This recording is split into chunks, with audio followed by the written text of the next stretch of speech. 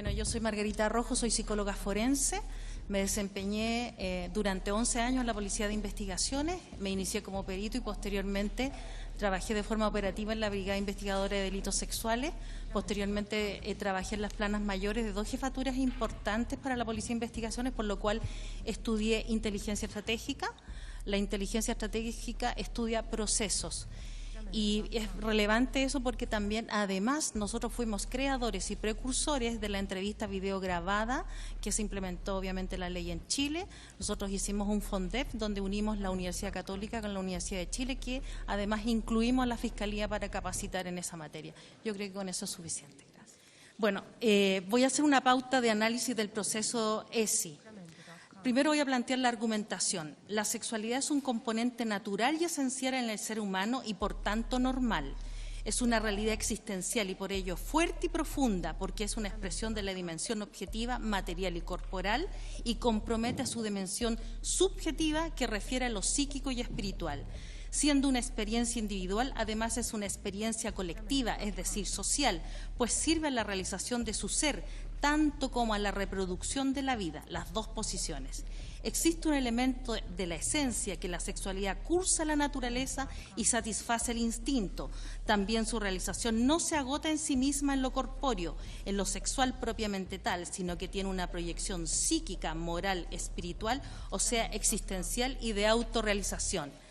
Tiene que ver con toda experiencia humana, está necesariamente mediada por la creencia. Y es muy importante el rol de la creencia porque es la creencia predominante en tiempo y espacio que se tiene de la sexualidad. Esto es que la creencia le atribuye contenido, significado, valor y sentido a la sexualidad. Voy a presentar las inferencias acerca del proyecto según la lectura que hice. Conforme a lo expuesto, se aprecia que la cuestión del proyecto de ley no es un problema de la sexualidad en general y de la educación sexual en lo particular. La razón es que hay que refrendar en aquello, porque cuando se discute de sexualidad, en realidad se está discutiendo acerca de la concepción de ser humano. La sexualidad no está escindida del concepto de ser humano.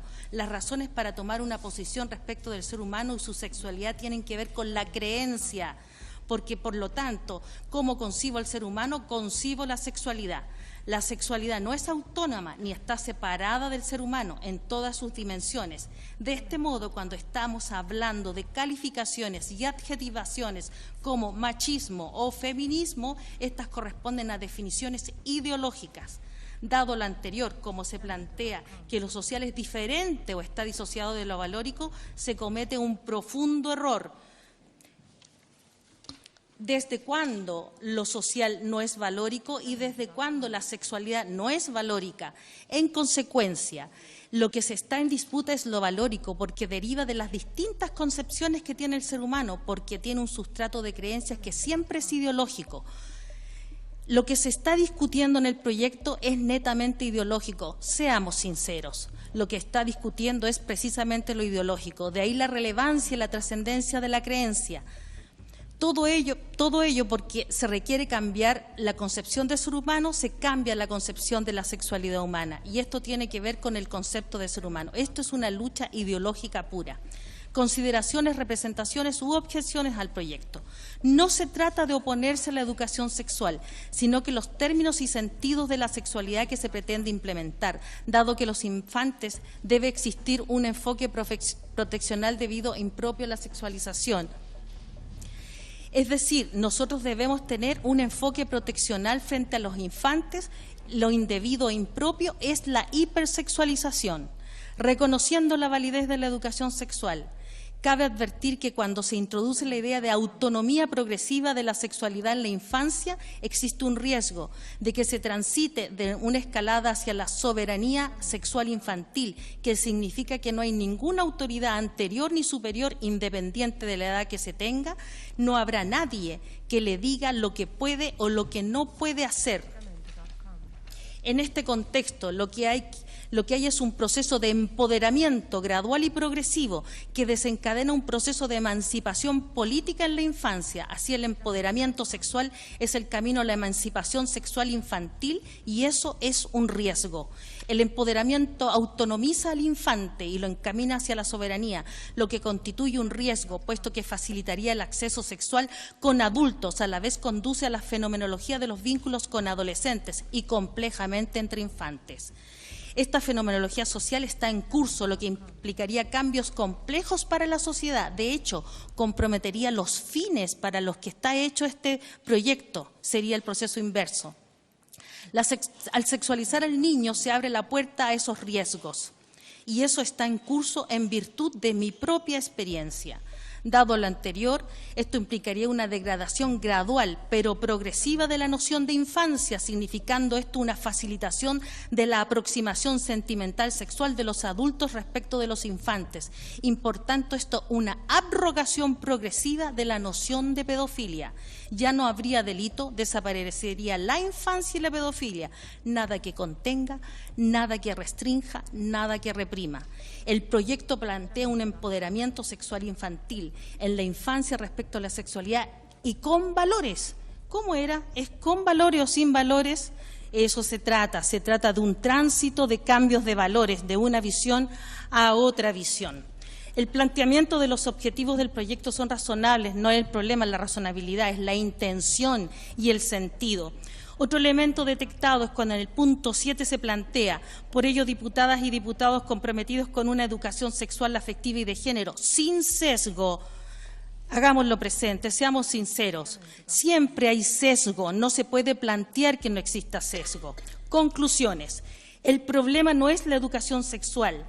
El problema es el sentido de esta discusión, por eso es que estamos discutiendo acá, porque no se han aclarado los sentidos, no se ha dicho cuál es el sentido de esa educación que se le quiere dar y sobre todo porque se está mintiendo, se está ocultando. Efectivamente, sí existe un sesgo. Falsear es ocultar la verdad, mentir es decir lo contrario de lo que se cree y lo que se sabe y se pudiera inferir. Una intención distinta podría tener este proyecto. Las perspectivas ideológicas es lo que se está discutiendo y no la educación sexual en sí. Por eso esto pone en peligro la educación sexual, el peligro de los objetivos y el peligro de la necesidad de educar. Seamos sinceros, nuevamente repito. Cuando se plantea que el individuo decida libremente, es claramente una pretensión, porque el individuo está social y discursivamente condicionado por las condiciones y no es absolutamente libre. Todos nosotros, señores diputados, estamos determinados por la historia de vida, por las discursividades y por la personalidad, obviamente, pero la discursividad predominante que existe en la sociedad. Además, con mayor razón, un infante no está preparado para hacerlo, no tiene que ver con la madurez real, porque los niños no están aptos y maduros para diferentes tipos de comportamiento. Un niño no puede comer, por ejemplo, a los meses porotos granados, es un ejemplo, porque tiene que estar preparado. De hecho, está en proceso de formación y eso sería provocar un daño psicoemocional grave. No se le estaría respetando su individualidad. Hay discursividades que promueven la sexualidad sin restricciones, no normada, la ideología del deconstruccionismo, que es el quebrantamiento de la norma y la natural o no natural. Para transgredir interdictos, las prohibiciones y los tabúes, de construir el sistema categorial de la creencia que establece y funda la norma y ley, hibridar para que nada signifique algo, por eso ni niño ni adulto. Es para transformar la creencia, se trastorna, se trastoca para pervertir. Y, por último, lo que se está discutiendo es el sexo como una lucha ideológica. En realidad, lo que se está discutiendo es la definición de ser humano. Por eso, cuando se usa la sexualidad para modificar la concepción del ser humano y la sociedad, se está planteando una discusión netamente ideológica.